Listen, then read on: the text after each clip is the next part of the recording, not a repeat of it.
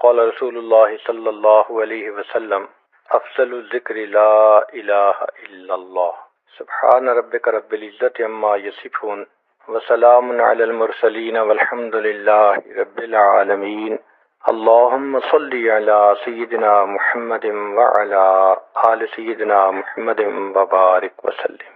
دین اسلام کا پہلا کلمہ کلمہ طیبہ کہلاتا ہے۔ ہم اپنے چھوٹے بچوں کو یاد کرواتے ہیں کہ لا الہ الا اللہ محمد الرسول اللہ۔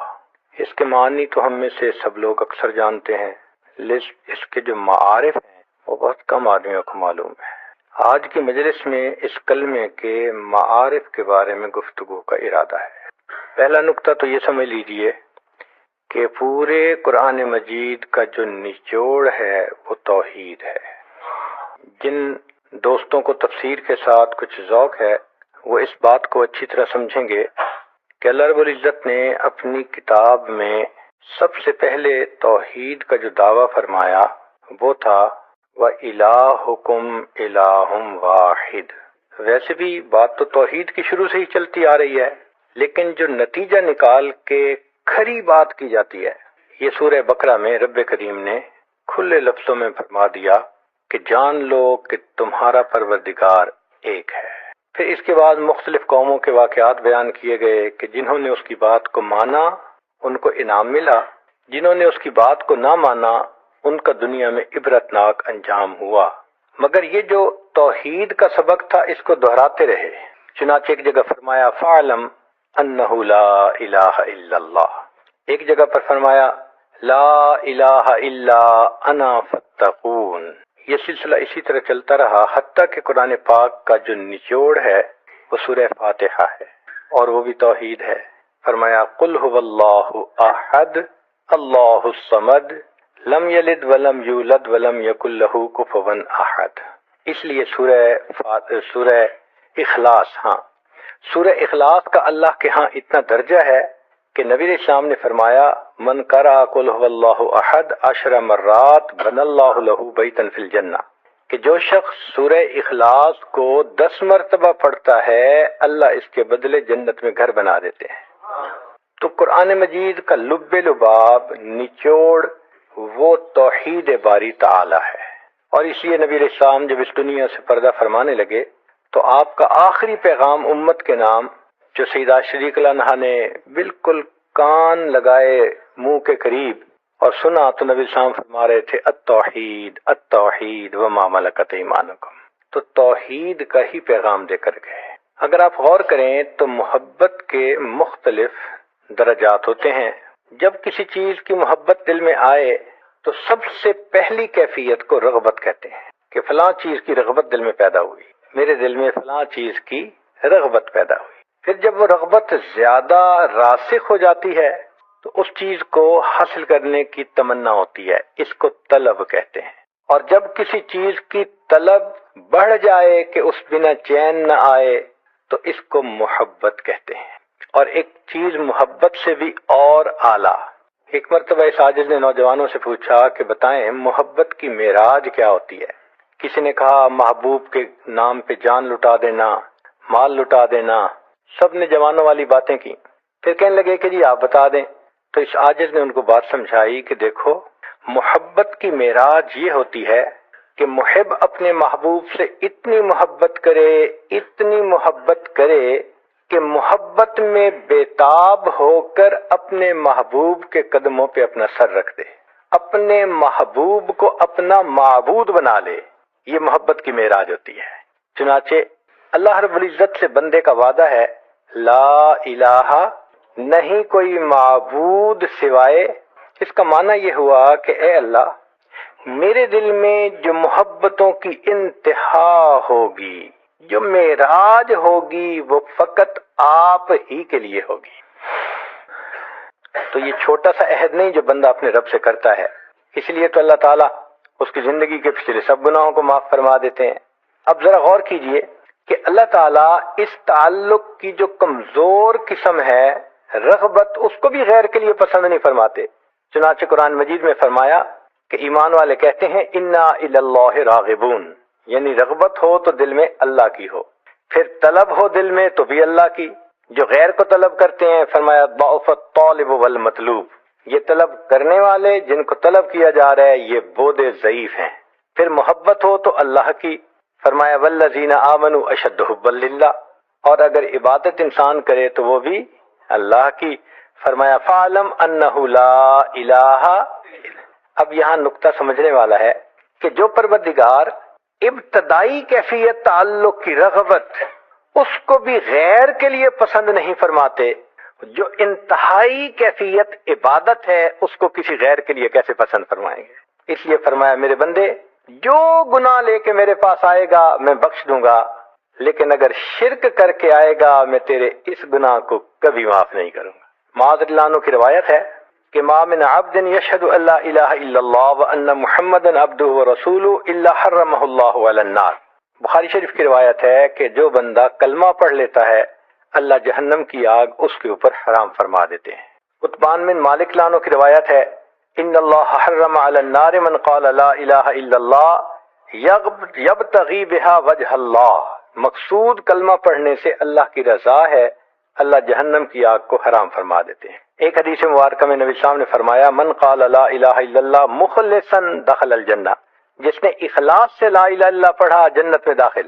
پوچھا گیا وما اخلاصھا، اس کا اخلاص کیا ہے؟ فرمایا ان تحجزک اما حرم اللہ علیک، اللہ نے جو تیرے اوپر حرام قرار دیا یہ کلمہ تجھے اس حرام کام کے کرنے سے روک دے۔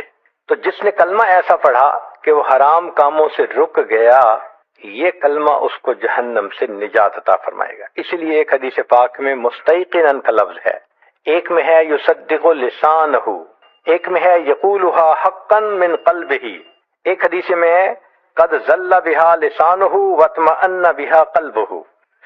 اس کلمے کی کچھ شرائط ہیں جو قرآن مجید سے ثابت ہوتی ہیں۔ علم ہونا، چونکہ وقت کم ہے کچھ باتوں کو یہ عاجز بس صرف ریڈ کرے گا، امید ہے کہ آپ سمجھتے جائیں گے۔ تو علم ہونا، فرمایا فعلم انہ لا الہ الا اللہ، یقین ہونا انما المؤمنون الذین آمنوا باللہ ورسولہ ثم لم یرتابوا، شک نہیں ہونا چاہیے، یقین ہونا چاہیے۔ پھر قبول ہو، فرمایا اجعل الآلہۃ الہ واحدہ ان ھذا لشیء عجاب۔ پھر انقیاد اور استسلام ہو، انیبوا الی ربکم واسلموا لہ۔ پھر صدق ہو، والذی جاء بالصدق وصدق بہ، اخلاص ہو، مخلصین لہ الدین، اور محبت ہو۔ چنانچہ فرمایا قل ان کان آباؤکم وابناؤکم واخوانکم وازواجکم وعشیرتکم واموال اقترفتموها وتجارۃ تخشون کسادها ومساکن ترضونها احب الیکم من اللہ ورسولہ وجہاد فی سبیلہ فتربصوا حتی یأتی اللہ بامرہ۔ تو معلوم ہوا کہ اللہ کی محبت مومن کے دل میں ہر چیز کے اوپر غالب ہونی چاہیے۔ اس کلمے کو قرآن مجید میں کلمہ طیبہ کہا گیا۔ ضرب اللہ مثلا کلمۃ طیبۃ کشجرۃ طیبۃ اصلھا ثابت وفرعھا فی السماء، اس کو کلمۃ التقوی کہا گیا۔ وعلمہم کلمۃ التقوی وکانوا احق بها واہلھا، اس کو کلمۃ الحق کہا گیا۔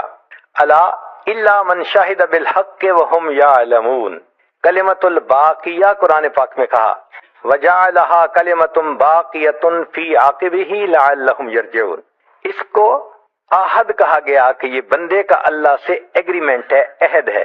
لا یملکون الشفاعۃ الا من اتخذ عند الرحمن عہدا، اس کو حسنی کہا۔ فاما من آتا وصدق بالحسنی فسنیسرہ للیسرى، اور اس کو عروۃ الوثقی کہا۔ وَيُؤْمِن بِاللَّهِ فَقَدِ اسْتَمْسَكَ بِالْعُرْوَةِ الْوُثْقَى، اس کو قول ثابت کہا۔ يُثَبِّتُ اللَّهُ الَّذِينَ آمَنُوا بِالْقَوْلِ الثَّابِتِ فِي الْحَيَاةِ الدُّنْيَا، اس لیے جتنے انبیاء بھیجے گئے اسی کلمہ کی تلقین کے لیے، تعلیم کے لیے دنیا میں بھیجے گئے۔ اللہ تعالیٰ فرماتے ہیں وَمَا أَرْسَلْنَا مِن قَبْلِكَ مِن رَّسُولٍ إِلَّا نُوحِي إِلَيْهِ أَنَّهُ لَا إِلَٰهَ إِلَّا أَنَا فَاعْبُدُونِ۔ تو تمام انبیاء کرام کے دنیا میں تشریف لانے کا بنیادی مقصد اللہ رب العزت کی توحید کا سبق پڑھانا تھا۔ حدیث مبارکہ میں اس کلمے کے بہت فضائل ہیں، چنانچہ بہذہ الکلمۃ یستقبل الانسان الدنیا، اسی کلمے سے انسان اس دنیا میں آتا ہے اس کا استقبال ہوتا ہے. دیکھو بچہ پیدا ہوتا ہے, سب سے پہلے اس کے کان میں کیا کہتے ہیں؟ اذان. اور اذان کے اندر کلمہ ہے لا الہ الا اللہ. تو گویا استقبال بچے کا کلمے کے ساتھ ہو رہا ہے. پھر افضل الذکر ہے, جیسے حدیث مبارکہ پڑھی گئی. ایک حدیث پہ آنکھ میں ہے کہ نبی اسلام نے فرمایا کہ خیر ما قلت انا والنبیون قبلی لا الہ الا اللہ وحدہ لا شریک لہ, کہ سب سے بہتر کلمہ وہ ہے جو میں نے کہا اور مجھ سے پہلے والے انبیاء نے کہا, اور وہ ہے لا الہ الا اللہ. اور یہ احسن الحسنات, نیکیوں میں بہترین نیکی ہے. چنانچہ ایک صحابی فرماتے ہیں کہ میں نے پوچھا اے اللہ کے نبی صلی اللہ علیہ وسلم لا الہ الا اللہ من الحسنات, یہ کلمہ کیا نیکیوں میں سے ہے؟ قال, نبی اسلام نے فرمایا ہے یہ احسن الحسنات, یہ نیکیوں میں سے بہترین نیکی ہے, یہ اعلیٰ شعب الایمان ہے. نبی اسلام نے فرمایا الایمان بضع و سبعون شعبہ, کہ ایمان کے 70 سے اوپر شعبے ہیں, ان میں سے سب سے اعلیٰ لا الہ الا اللہ, اور جو ادنا ہے وہ اماطۃ الاذی عن الطریق ہے. اور اس کلمے کو پڑھنا اللہ کے راستے میں کسی غلام کو آزاد کرنا ہے. چنانچہ فرمایا جو اس کلمے کو 100 مرتبہ پڑھتا ہے فکأنما اعتق 10 رقاب من ولد اسماعیل, ایسا ہے جیسے اسماعیل علیہ السلام کی اولاد میں سے 10 غلام اس نے آزاد کر دیے. پھر اس کلمے کو پڑھنے سے ایمان تازہ ہوتا ہے, ریفریش ہوتا ہے. فرمایا جددوا ایمانکم. صحابہ نے پوچھا کیف نجدد ایماننا؟ فرمایا قولوا لا الہ الا اللہ, تم کہو لا الہ الا اللہ. اور یہ کلمہ جب انسان پڑھتا ہے تو کلمہ پردوں کو, سب پردوں کو چاک کرتے ہوئے سیدھا اللہ تعالیٰ تک پہنچتا ہے. عبداللہ ابن عمر رضی اللہ عنہ اس کے راوی ہیں, فرماتے ہیں کہ نبی اسلام نے فرمایا لا الہ الا اللہ لیس لہا دون اللہ حجاب حتی تصل الیہ, کہ کلمے اور اللہ کے درمیان جتنے پردے ہیں سب پھٹ جاتے ہیں, کلمہ اپنے رب تک پہنچ جاتا ہے. جو شخص کلمہ پڑھتا ہے اللہ رب العزت اس کا جواب بھی دیتے ہیں, اس کی تصدیق کرتے ہیں. چنانچہ اذا قال العبد لا الہ الا اللہ واللہ اکبر صدقہ ربہ, اللہ رب العزت اس کی تصدیق کرتے ہیں. وقال, اور یہ جواب میں کہتے ہیں لا الہ الا انا وانا اکبر. سبحان اللہ, ذرا سوچیے تو صحیح, یہ کیسی عبادت ہے کہ بندہ زمین پہ کہتا ہے, پروردگار عالم اس بندے کا جواب دیتے ہوئے فرماتے ہیں کہ ہاں ٹھیک کہا, میں ہی معبود ہوں اور میں ہی سب سے بڑا ہوں. پھر یہ کلمہ جب کوئی بندہ پڑھتا ہے تو اللہ رب العزت اس کی طرف دیکھتے ہیں. ایسے مثال ہے جیسے کسی کا نام لو, وہ آنکھ اٹھا کے دیکھتا ہے کس نے میرا نام لیا. تو جو بندہ کلمہ پڑھتا ہے اللہ رب العزت اس بندے کی طرف دیکھتے ہیں. چنانچہ حدیث پاک میں ہے کہ جب کوئی بندہ کلمہ پڑھتا ہے الا فتح لہ فی السماء فتحا, حتیٰ کہ آسمان میں ایک سوراخ بنا دیا جاتا ہے. حتیٰ ینظر الی قائلہا من اہل الارض, اللہ زمین پہ کلمہ پڑھنے والے کی طرف دیکھتے ہیں, میرے کس بندے نے میری توحید کا اقرار کیا.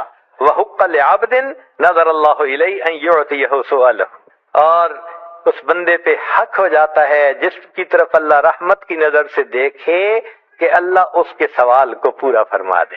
اس سے گناہ معاف ہو جاتے ہیں, اس سے انسان کی مغفرت ہو جاتی ہے, اور یہ کلمہ قبر کی وحشت کو دور کرتا ہے.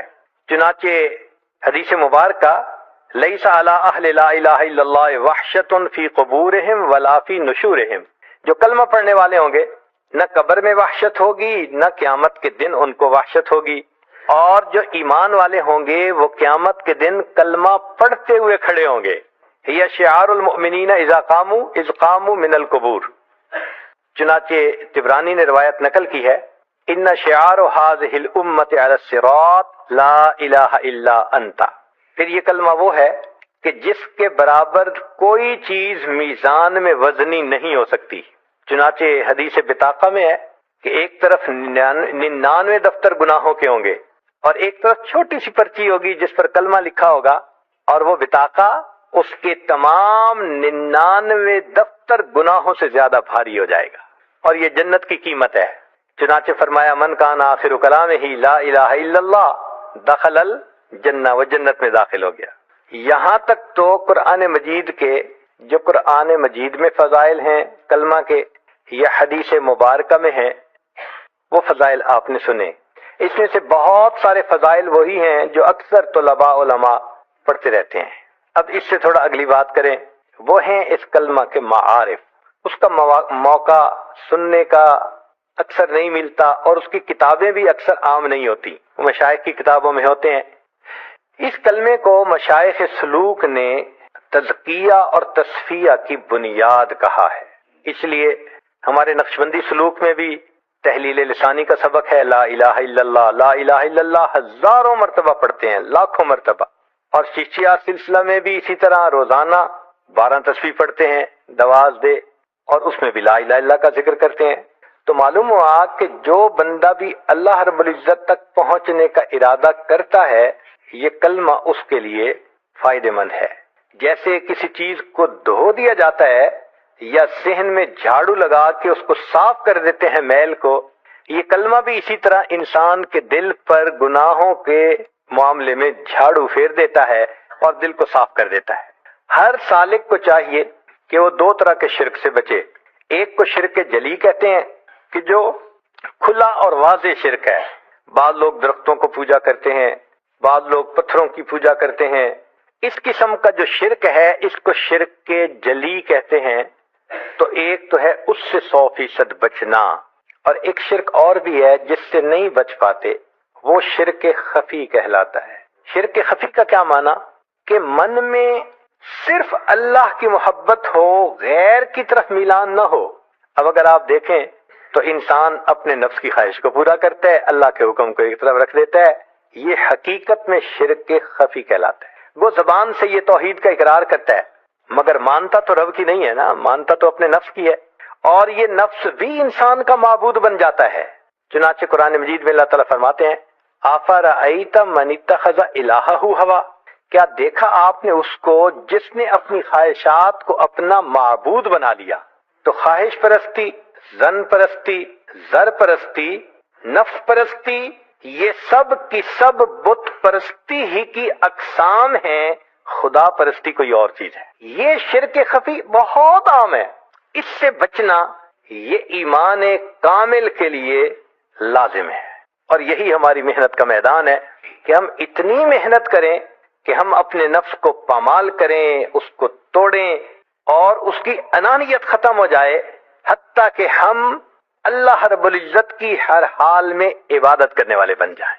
تو چنانچہ تصوف و سلوک کا بنیادی مقصد شرک خفی سے بچنا ہے، کہ انسان کے من میں اللہ بس جائے، انسان کے دل میں اللہ آ جائے، انسان کے دل میں اللہ سما جائے، بلکہ سچ کہوں انسان کے دل میں اللہ چھا جائے، ایسی دل کی کیفیت ہو جائے۔ اور یہ ذکر و اذکار سے یہ کیفیت آسانی سے حاصل ہو سکتی ہے۔ بتوں کو توڑ تخیل کے ہوں یا پتھر کے، ان نفسانی شیطانی بتوں کو تو توڑنا پڑتا ہے، کہنا پڑتا ہے ایک مقام پہ آ کے، پروردگار عالم ترکت اللات والعزی جمیعا، میں نے سب لات اور منات کو چھوڑ دیا آپ کی خاطر، بس آپ ہی ہیں جو میرے معبود ہیں، آپ کے سوا کوئی معبود نہیں۔ ایک بات ذرا سمجھ لیجئے، اس کائنات میں اللہ رب العزت کے بعد جتنی نفس کی پوجا کی گئی ہے، کسی دوسرے بت کی اتنی پوجا نہیں کی گئی۔ سب سے زیادہ انسانوں نے اپنے نفس کو پوجا ہے، نفس کے پجاری، جی کرنا تو وہ ہے جو مرضی آئے گی، یہ نفس کی پوجا ہی ہے نا۔ اس شرک خفی سے نجات پانا یہ بگ چیلنج ہے، یہ آسان نہیں ہے، اس کے لیے محنت کرنی پڑتی ہے۔ اور یہ بھی آپ نہیں کہہ سکتے کہ جی آج بات سمجھ آ گئی بس میں نفس کی نہیں مانوں گا، ایسے نہیں کام چلتا۔ یہ نفس بہت ضدی ہے، یہ اللہ کی نافرمانی پہ تلا رہتا ہے، اپنی منوانا چاہتا ہے۔ اس کے زور کو توڑنے کے لیے پھر مجاہدے کرنے پڑتے ہیں، چاہے وہ کھانے پینے کے مجاہدے ہوں، چاہے اللہ والوں کی صحبت میں رہنے کا مجاہدہ ہو، اور چاہے ہر حال میں سنت کی اتباع کا مجاہدہ ہو۔ چونکہ باجید اسلامی رحمۃ اللہ فرماتے تھے، میں نے 20 سال تک مجاہدے کیے مگر ہر حال میں نبی علیہ السلام کی سنت پر عمل کرنے سے بڑا مجاہدہ میں نے دنیا میں کوئی نہیں دیکھا۔ تو مشائخ یہ مجاہدہ کرواتے ہیں، اور پھر انسان کامل انسان بنتا ہے، پھر اس کے اندر سے ماں سوا کی محبت نکل جاتی ہے، اور ایک اللہ رب العزت کی محبت اس کے دل میں آتی ہے۔ اسی لیے کہنے والے نے کہا، عشق کی آتش کا جب شعلہ اٹھا ماں سوا معشوق سب کچھ جل گیا.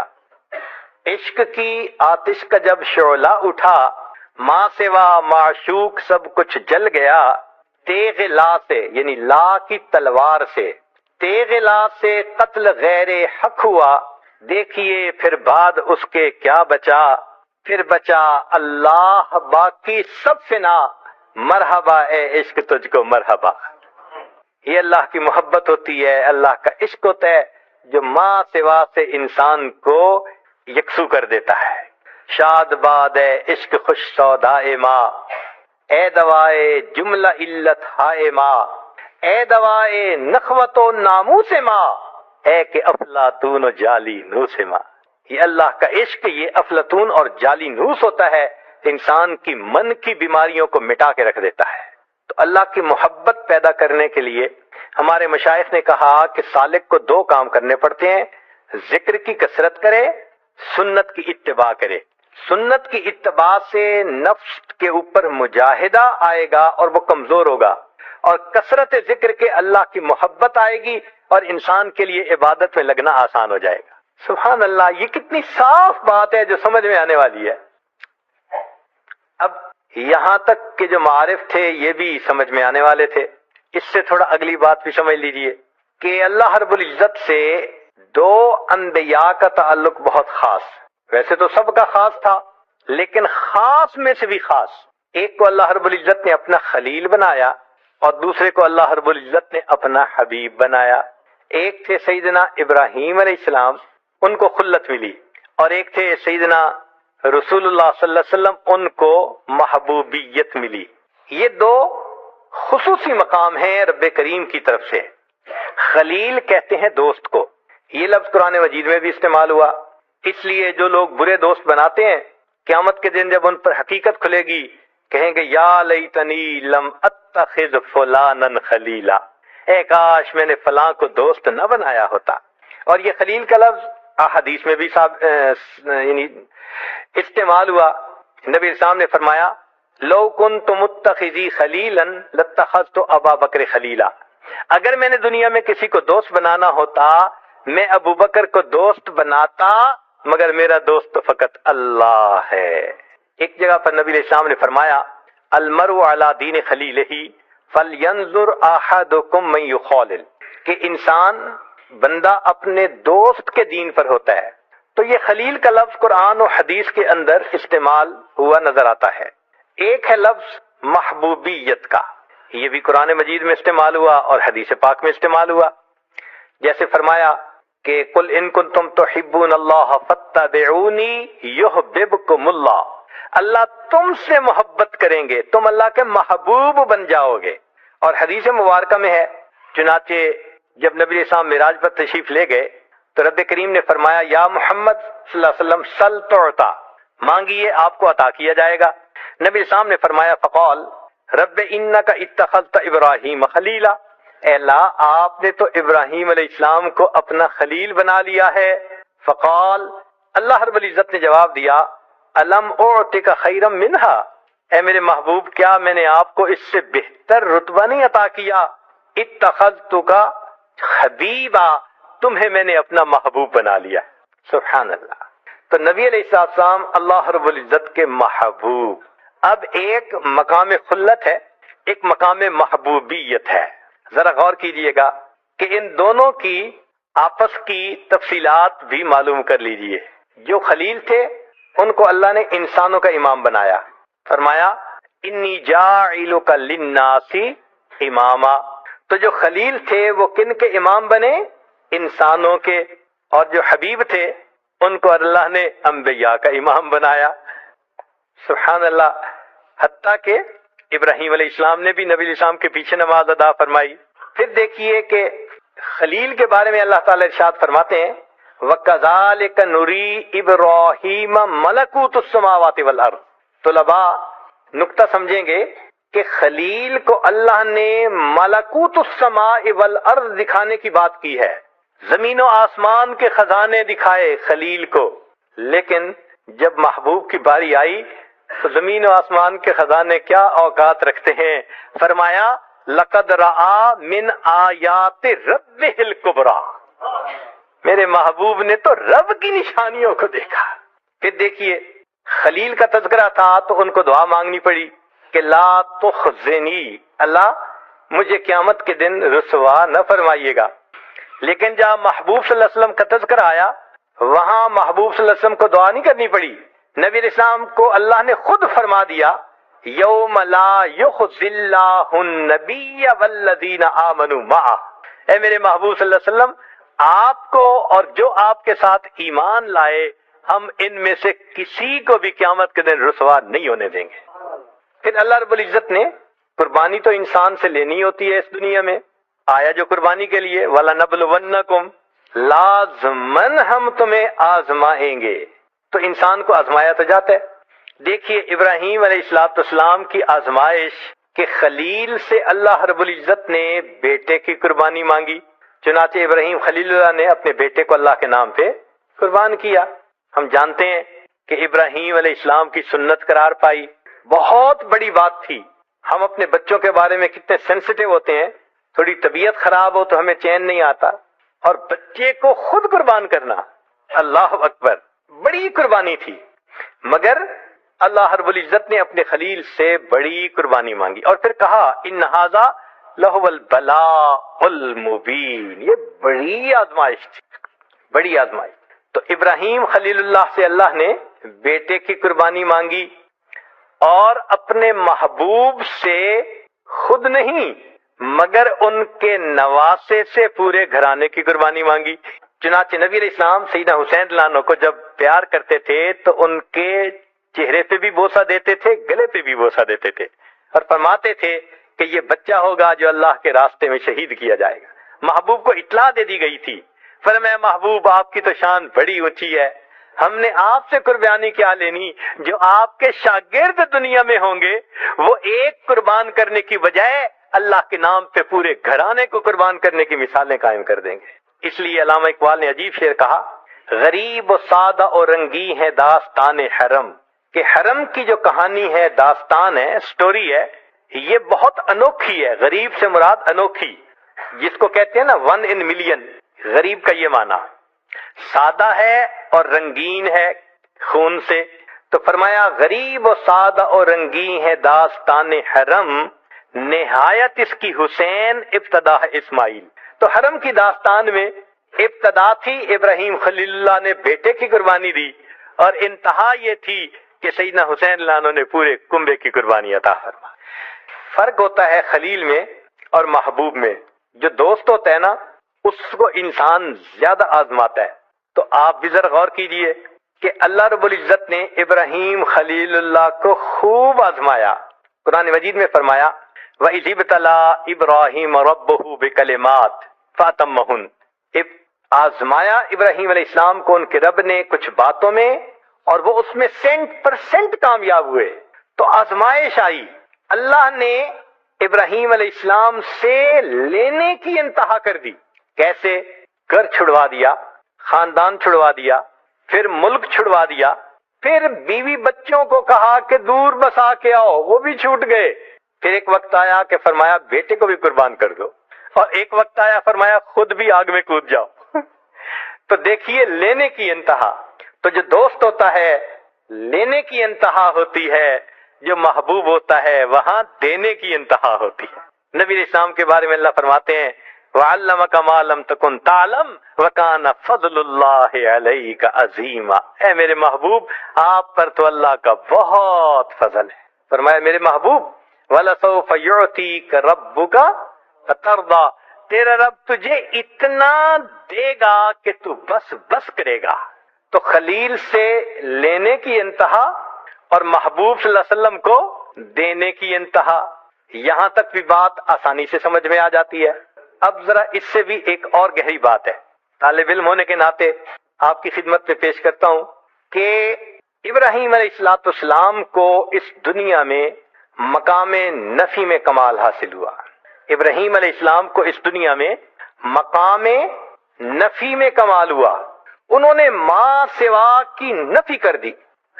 فرمایا ان صلاتی و نسکی و محیای و مماتی للہ رب العالمین. اور پھر فرمایا کہ میرے یہ حکم ہوا وما انا من المشرکین، اور میں مشرکین میں سے نہیں ہوں، انی وجہت وجہی للذی فطر السماوات والارض حنیفا وما انا من المشرکین. تو نفی کر دی انہوں نے معبودوں کی.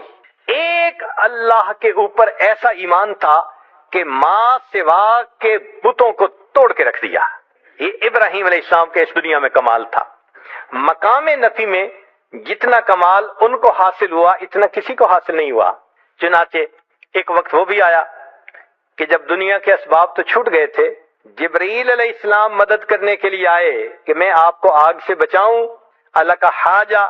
تو ابراہیم علیہ السلام نے فرمایا کیا میرا پروردگار جانتا ہے کہ میں اس حال میں ہوں؟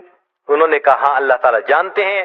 فرمانے لگے حسبی سؤالی علمہ بحالی، کہ اللہ رب العزت جانتے ہیں میں کس حال میں ہوں، اس بات نے مجھے تجھ سے مدد مانگنے سے منع کر دیا. میرا رب جو جانتا ہے میں کسی کی مدد نہیں چاہتا. جب اللہ نے انتہا دیکھی نا ابراہیم علیہ السلام کی نفی کی، فرمایا وا ابراہیم الذی وفا، ابراہیم تو بڑا وفادار نکلا، تو نے وفا دکھا دی کہ واقعی بندے کو ایسا ہونا چاہیے اپنے مالک کے ساتھ. تو ابراہیم علیہ السلام کو مقام نفی میں کمال. اور یہ بات ایسے نہیں کہ زبانی کہی جا رہی ہے، اس کی تصدیق اس پروردگار نے کی جو سینوں کے بھید جانتا ہے. چنانچہ ابراہیم علیہ السلام کے بارے میں اللہ فرماتے ہیں ان ابراہیم کان امہ قانتا للہ حنیفا ولم یک من المشرکین، اور وہ مشرکین میں سے نہیں تھے. اللہ رب العزت کا کسی کے بارے میں کہہ دینا کہ ان میں شرک نہیں تھا، اس کو نفی کا کمال نہ کہیں تو اور کیا کہہ سکتے ہیں. اس لیے فرمایا میرے محبوب وما کان من المشرکین، ابراہیم علیہ السلام مشرکوں میں سے نہیں تھے. آپ ان کی ملت کی پیروی کیجئے. ثم اوحینا الیک ان اتبع ملت ابراہیم حنیفا وما کان من المشرکین. تو ابراہیم علیہ السلام وہ شخصیت ہیں کہ جن کو بائی نیم اللہ نے کہا کہ وہ مشرک نہیں تھے. یہ مقام نفی میں کمال ہے، اور یہ صرف ابراہیم علیہ السلام کا تذکرہ ہے قرآن پاک میں. ابراہیم علیہ السلام جو خلیل تھے ان کو کس میں کمال حاصل ہوا؟ مقام نفی میں. یعنی ماں سوا جو باطل معبود ہیں ان کی انہوں نے کامل نفی کر کے دکھا دی. اور اللہ کے محبوب صلی اللہ علیہ وسلم کا معاملہ وہ کچھ اور ہے.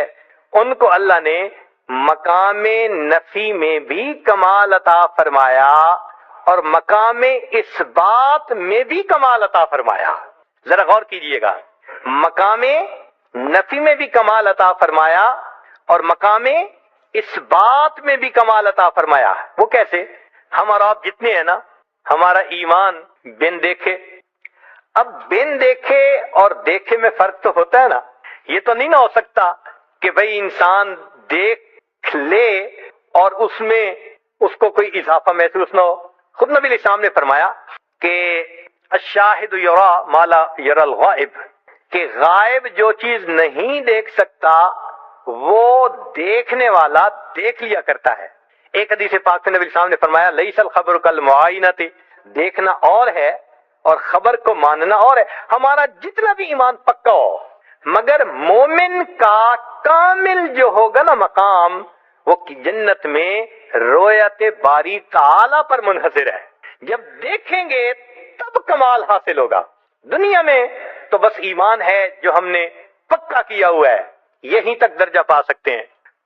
تو اس بات کا کمال رویت باری تعالی پر منحصر ہے. اور اس دنیا میں جتنے انبیاء آئے سب کا ایمان غیب پہ تھا. ایک اللہ کے حبیب صلی اللہ علیہ وسلم ہی ایسے ہیں جنہیں اللہ نے دنیا میں معراج پہ بلا کے اپنا دیدار عطا فرما دیا. اس لیے نبی علیہ السلام کو اس بات میں بھی کمال حاصل ہو گیا. تو خلیل کو مقام نفی میں کمال حاصل ہوا اور محبوب صلی اللہ علیہ وسلم کو نفی میں بھی اور اس بات میں بھی کمال حاصل ہوا. یہ اللہ رب العزت نے اپنے محبوب صلی اللہ علیہ وسلم پر نعمت عطا فرما. یہاں تک بھی بات سمجھ میں آتی ہے. ایک نقطہ اور کہ ابراہیم علیہ السلام کے بارے میں ایک درود شریف ہے جو ہم نماز میں پڑھتے ہیں، اللہم صلی علی محمد وعلی آل محمد کما صلیت علی ابراہیم وعلی آل ابراہیم انک حمید مجید. تو یہ درود شریف تو بتاتا ہے کہ کچھ تو نعمت ایسی تھی جو ابراہیم علیہ السلام پر اللہ نے عطا فرمائی، جس کو پانے کی تمنا اللہ کے محبوب صلی اللہ علیہ وسلم کے دل میں بھی تھی. بھائی درود شریف بتا رہے ہیں نا کہ اللہ جیسے ان پر، ان کے آل پر رحمت نازل فرمائی، محمد صلی اللہ علیہ وسلم ان کی آل پر بھی نازل فرما دیجئے. تو کچھ تو ہے نا اندر کہ جس کو طلب ہے دل میں، تمنا ہے دل میں. تو بھئی کیا تھا یہ نقطہ جلدی سمجھ میں نہیں آتا. چلیں کچھ سادے لفظوں میں کھولنے کی کوشش کرتے ہیں. اس کو حقیقی طور پہ تو امام ربانی حضرت مجدد الثانی رحمت اللہ علیہ نے اپنے مکتوبات میں کھولا ہے. دل خوش ہوتا ہے اس کی تفصیلات کو پڑھ کر. تاہم قصہ مختصر یہ ہے کہ محبت دو طرح سے ہوتی ہے. ذرا غور فرمائیے گا. محبت دو طرح سے ہوتی ہے. ایک کو کہتے ہیں محبت ذاتی، کہ ذات سے محبت ہو، جیسے ماں کو بیٹے سے ہوتی ہے. اپنے بیٹے سے ہر ماں کو محبت، معذور ہو، کمزور ہو، شکل رنگ کا جیسا بھی ہو، ماں کو محبت ہے. یہ محبت ذاتی کہلائیں گے. اور ایک محبت صفاتی ہوتی ہے کہ صفات کی وجہ سے محبت کا ہونا. ہمیں بھی کوئی خوبصورت بیبی مل جائے، ہم اس کو پیار کرتے ہیں، محبت کا اظہار کرتے ہیں. کیوں؟ خوبصورت ہوتا ہے. اور جو بچہ لکھا پڑھا صفات والا ہو وہ سب کو اچھا لگتا ہے. تو معلوم ہوا کہ محبت کے دو انداز ہوتے ہیں. ایک انداز کو کیا کہتے ہیں؟ محبت ذاتی. اور دوسرے انداز کو کیا کہتے ہیں؟ محبت صفاتی. یہ دو الگ الگ انداز ہیں. اب ذرا غور کیجئے گا. اللہ رب العزت کو اپنے محبوب صلی اللہ علیہ وسلم سے بھی محبت تھی، مگر وہ محبوبیت ذاتی تھی، ذات سے محبت تھی. اللہ کو اپنے حبیب صلی اللہ علیہ وسلم تھے تو محبت ذاتی تھی نبی علیہ السلام سے. اور ابراہیم علیہ السلام سے بھی محبت تھی، مگر وہ محبت صفاتی تھی. وہ محبت کیا تھی؟ صفاتی تھی. یہاں تک بات سمجھ میں آ گئی کہ نبی علیہ السلام سے بھی محبت تھی، مگر یہ محبت کیا تھی؟ محبوب آپ کو پیدا نہ کرنا ہوتا تو میں کائنات کو بھی پیدا نہ فرماتا. یہ محبت ذاتی تھی. اور ابراہیم علیہ السلام سے بھی محبت تھی، اور وہ محبت، تو جو محبت ذاتی تھی اس کو محبوبیت کہا، اور جو محبت صفاتی تھی اس کو خلت کہہ دیا. اب سنیے کہ نبی علیہ الصلوۃ والسلام پھر درود شریف یہ کیوں پڑھا کرتے تھے؟ وجہ یہ ہے کہ جو ذات سے محبت ہو تو اس بندے کی تمنا یہ ہوتی ہے کہ میرے اندر صفات بھی پوری آ جائیں تاکہ میں کامل ہو جاؤں. تو محبوبیت ذاتی والے کی تمنا ہوتی ہے کہ میرے اندر محبوبیت صفاتی بھی کامل آنی چاہیے تاکہ میں کامل محبوب بن جاؤں. یہ وہ تمنا تھی اللہ کے نبی علیہ الصلوۃ والسلام کے دل میں، جس وجہ سے فرمایا کرتے تھے اللہم صلی علی محمد وعلی آل محمد کما صلیت علی ابراہیم وعلی آل ابراہیم انک حمید مجید. اے اللہ جو محبوبیت صفاتی ان کو عطا فرمائی تھی، اس دنیا میں مجھے بھی اس میں کامل کر دیجئے تاکہ مجھے محبوبیت ذاتی حاصل، میں اس دنیا میں محبوبیت صفاتی بھی حاصل کر کے دنیا سے چلا جاؤں. اب ایک اس سے اگلی بات کہ کلمے کے دو حصے ہیں، لا الہ الا اللہ، اس کو کلمہ کہا. اس کے دو حصے ہیں. پہلا ہے لا الہ، یہ مقام نفی ہے. لا الہ جو دیکھا گیا، سنا گیا، جانا گیا سب اللہ کا غیر ہے، اس کی نفی کرنے کی ضرورت ہے. انسان اللہ کو کبھی بھی اپنے دماغ میں نہیں سمجھ سکتا کہ یہ اللہ ہے. وہ ہماری سوچوں سے بلند ہے، ہمارے خیالات سے بلند ہے، ہمارے حدود سے بلند ہے. تو لا الہ کو کیا کہا؟ مقام نفی کہا. اور الا اللہ یہ مقام اثبات ہے کہ ایک اللہ کا اثبات کرنا ہے، تو اس کو نفی اثبات کہتے ہیں. لیکن پورا کلمہ ہے لا الہ الا اللہ محمد الرسول اللہ. ہمارے مشائخ نے، مشائخ ذکر و سلوک نے، تصوف نے اس کو یوں سمجھایا کہ لا الہ یہ طریقت ہے، لا الہ یہ کیا ہے؟ طریقت ہے.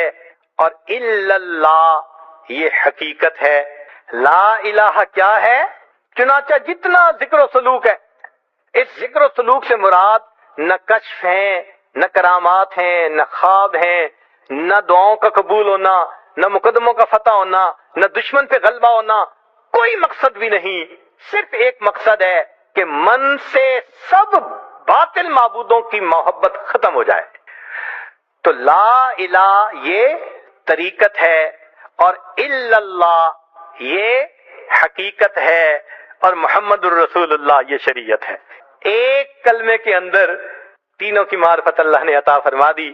اللہ تعالیٰ اس کلمے کو بار بار پڑھنے کی اور اس کلمے کا جھاڑو اپنے دل پر پھیرنے کی توفیق عطا فرمائے۔ کہنے والے نے کیا پیاری بات کہی، تیرے سوا معبود حقیقی کوئی نہیں ہے، کوئی نہیں، تیرے سوا مشہود حقیقی کوئی نہیں ہے، کوئی نہیں، تیرے سوا محبوب حقیقی کوئی نہیں ہے، کوئی نہیں، تیرے سوا مسجود حقیقی کوئی نہیں ہے، کوئی نہیں۔